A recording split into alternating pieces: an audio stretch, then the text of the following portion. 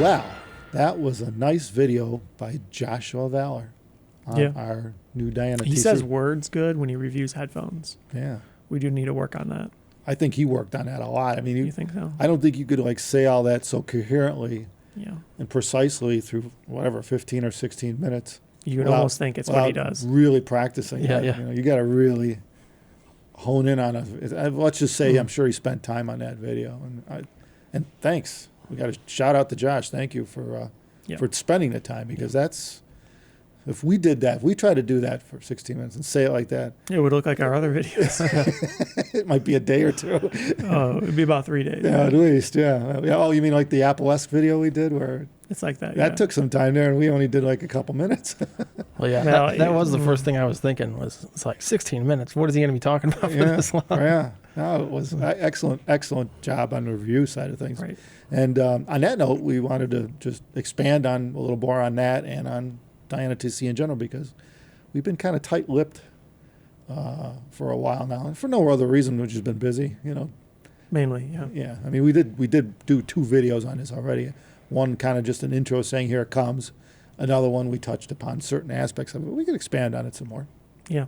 Normally, if you want to be really professional, you would release these products like a month in advance to reviewers and then dump them all out at the same time that the reviews come out. But Yeah. I guess we're not too professional Well, that's or something. no, that's the traditional way of doing things. It's not necessarily the right way. I don't know. Companies take it as, let's blast the media and that's everybody at the same kind time. of the expected approach. You know, but I don't know. I like spreading it out myself. You know. Well, the biggest issue is we need to make them. Yeah, well, that's the other problem too. Right? Yeah. As soon as we told the dealers they're coming, of course, now we've got orders to fill before we even have product. So, So we prefer the soft approach. yeah, right.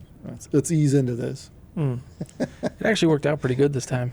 Yeah. I guess it's because we've launched a few things at this point, so Yeah. I kind of already know Yeah. generally. And we're always trying to be ahead of the curve, but it Yeah. never really works out that way. It seems like at some point the production's gonna be behind. It seems to be Yeah, inevitable. especially this day and age. So it is what it is, you know. But anyway, we're not doing bad though. You know, we're only running a few weeks or so Yeah. not bad. But besides that, let's talk more about some of the Yes. touch upon the things that Joshua Valor. There is one thing I would like to note. If I was watching this video as a consumer, I would imagine that there was communication between the manufacturer and whatnot and the reviewer in this case. And that is sometimes common, but we didn't say anything to him. He didn't ask anything. We didn't tell him anything. Yeah, it's just a surprise as us as it was to you, I guess. Yeah, we didn't know that he was going to do this or say this. Yeah, we Right. found out at the same time everybody else found out the Yeah. video came out. I watched his video that he did like a week ago or whatever when he talked about the wrap up for 2021, and he said he has a video coming. The first video of the year is going to be this best headphone ever video, and we didn't know it was going to be us. Yeah, right. When we knew we had it, and we estimated that it could be, but Yeah, there was a good chance. he didn't say anything. But yeah, didn't know. I'm Yeah. thinking, well, maybe somebody slipped under the radar and got him a really, really baller headphone. But nope. Yeah, we didn't have to send DMS over there to break any kneecaps. We didn't pay him. He just does a video, Anyway, I guess. and he did a great job. I mean, it's better than, I think it's one of the best, most comprehensive, well thought out reviews I've seen in a long time, where he touches on all the key points and Yep. there they are. And I think I got to watch it again, because I'm sure there's some things that I missed that, in the nuances or something, because it's very concise. So there's a lot of points there. Of course, it helps that we have the headphone here. We made the damn thing. Mm-hmm. So I think we kind of know what it sounds like. Well, that already. is true, because when I was listening to what he was saying, it was like, I was thinking the same thing, actually, when we were making it. Yeah, So that's the surprising thing, He was right? on the same He was wavelength. spot on. Yeah. Everything Yeah. he said, I'm like, yeah. You're right. That's We true. didn't talk to him about it. He didn't ask. Yeah, right. So We didn't tell came to the anyone. same. I guess that's good. Well, that shows the amount of research and work he went into in just physically using the thing and comparing it. You know what I mean? He knows what he's talking about. To understand to that level that we're just inherently accustomed to. Yeah. To understand at that level, takes time. It takes a lot of time, and it takes refinement. You understand. He understands the refinement, which is pretty cool. Well, look how long it took us to understand. exactly. Yeah. And in the early days, we didn't know. Yeah, Right. It helps that he liked it, though. Yeah. I was. Maybe a factor in why he gave us a positive review. Yeah. Oh, you mean that he said it was the best headphone on the planet. Yes, I Yeah. believe those were the words. That's pretty strong. The only other time I heard that was with the 1266. Oh, yeah, Steve Guttenberg said that same thing too in one of his videos a number of years ago with the He did. when the TC version I think came out. Yeah. Yeah. So that's kind of cool that we've had that twice now. If there is such an award for that, it's not a Grammy, but Most best headphones in the world. bestest. yeah, right, yeah. Well, yeah. Who's got the most of the most bestest awards? And from two different people, too. Engineers tend to be a harsh critic, oftentimes the harshest of critics. And personally, I'm pretty happy with it. So, Well, that's something I should mention too. I given kudos to Josh for the review, but you guys did most of the work.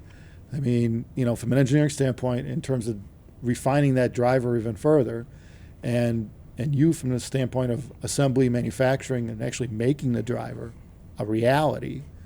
And in me, I just get to kick back and listen and go, yeah, I don't like it, or I like this, or I like that. Like, you do that too. Mm-hmm. But usually by the time I get it, he's already done that. So I'm not seeing the whole picture that you guys went through. So anyway, kudos to you guys for a really good job on this headphone, guys. Really top shelf. I mean, it's going to be tough to beat this one. I don't care who you are. what's the idea? Because it's really tough to play more than what's there already. Right? Once you reach that clarity level of the source, what else is there to do? The electronics are the only thing we're pushing for. Right? We want better source material. We want reel to reel. We want better amps. Given this driver, given this headphone to those manufacturers should help that process along where they can hear their stuff better.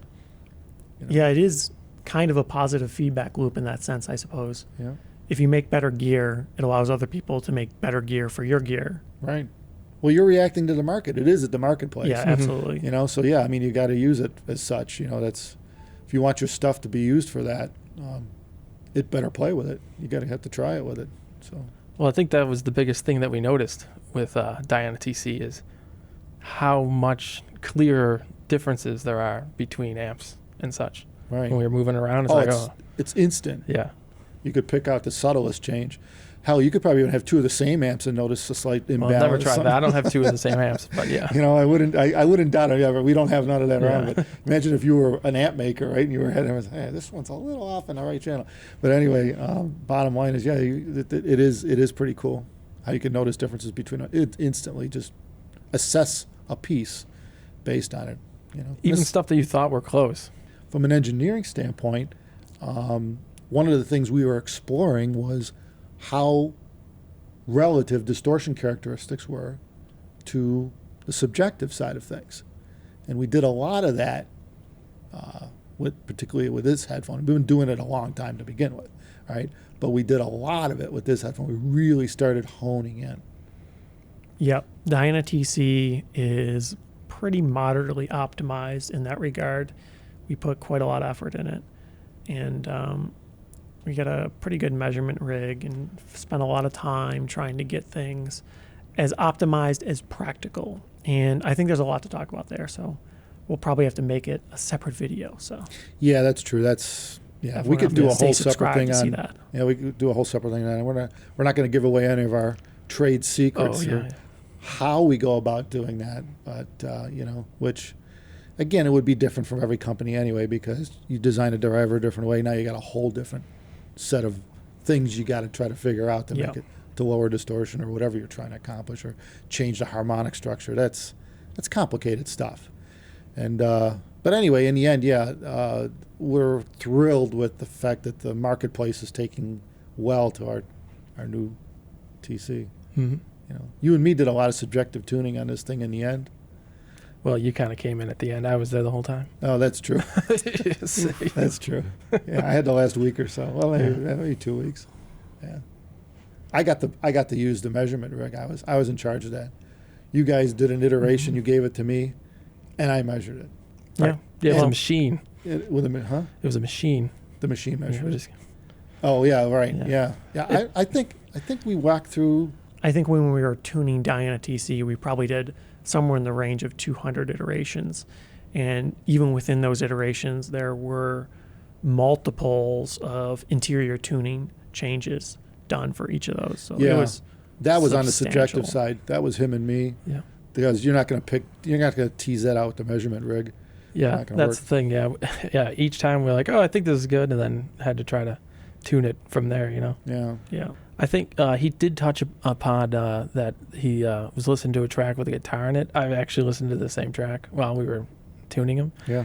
and he also picked up on. But the thing I liked was that you can hear like the room he was in. It just felt like a space. That's what the TC is very good at. Mm-hmm. So it just sounded like a guitar in a room. And you could hear the room. So it was pretty. That's why I stumbled upon that track actually, Yeah. and I'm like, oh, this is nice. It's like sitting in a room with a guitar. Yeah, I mean, a sense of detail, I think it would actually take, I think it would take months actually for someone to really, truly flesh out and understand what this headphone can do, capable of, in terms of ability. And of course, it's going to be highly dependent on how good the recording is, which is something he brought up, Yeah. and how good the electronics are. I mean, the entire chain. I mean, you could really. Well, isn't that always the case? You could, yeah. But this level is like, wow. And it's not like it gets bad. Like, we tried the new TC on like Woo's WA11, the portable solid state they have. And I think it sounds better on this headphone than it does on our previous gens for some reason. And, Yeah. and it's got nice clarity. It's not over the top. It's got enough power. Things like that are kind of, it's funny where we're reinvestigating stuff we used with other headphones. Yeah, I think other ones. that was the biggest surprise when making TC. Yeah. Yeah. It's like you would think, oh man, you just keep going and things will start sounding bad, but that's not always the case. Yeah, it's kind of funny how that transducer will do that at this level, and I wasn't even expecting it. I found that out with the Moon. Did you listen to the? Oh, you told me to. I haven't heard it yet. Yeah. What is it? The 830? Four. The Moon 430. We've got here. We use as part of in the QC The old room. workhorse. Yeah. That thing with its built-in DAC, which usually people say you use an external, which I agree. Mm-hmm. Because it's not an expensive option to get the DAC with that amp. But bottom line is that with the Diana TC, that thing has way more clarity to the amp, to the whole piece, than I've ever heard out of prior gen headphones of ours. So, and it's kind of wild because usually that amp will sound a little bit more laid back, and it seems like it's lacking something. And it's not that the Diana TC is bright or artificially doing anything. It's just, I think it's just capable of extracting such subtlety, particularly when there's a lower noise floor in the amp. And I think that's what we're seeing like with solid state amps too. Like I think it seems to, so far, Diana TC seems to be preferring like full class A solid state amplification, like the 11 audio stuff. Mm-hmm. Pretty much the lower the impedance, the better. Power isn't really that critical, but usually they kind of go hand in hand oftentimes. So Yeah, usually more power, lower impedance, more output. yeah. A watt or so is fine. You don't need 1,000,000 watts, but Yeah. you do want a pretty low output impedance. And some amp designs are kind of sort of designed with moderate to even high output impedance in mind. We had a few people emailing us about compatibility with the amps I already have, and sometimes the amps they have are made for a specific headphone and have unusually high output impedance, and that's very problematic for a planar, and especially our planar designs. Yeah.